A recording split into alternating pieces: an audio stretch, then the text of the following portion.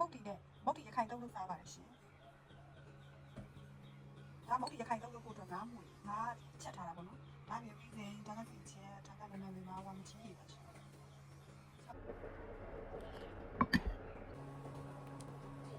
ကဲရခိုင်မုတ်တီစားကြပါမယ်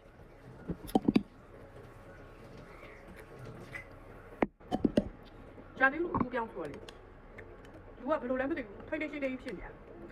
တယ်ဒါမှမဟုတ်တော့လည်းမဖွင့်တော့ပါဘူးအခုကြာလေကြာသေးလို့အခုပြောင်းဆိုရလေ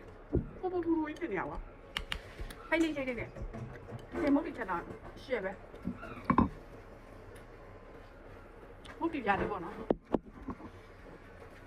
ချင်းချင်းဆက်ဆက်လေးကြာပြီးမကြီးရထည့်ပါမယ်ဒီစိတ်ထဲပါမယ်ဒီစိတ်လေးအားထည့်လိုက်မယ်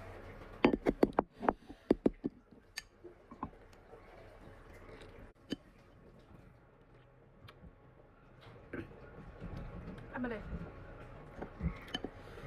ထောက်လိုက်တာတိကျရတော့တကြီး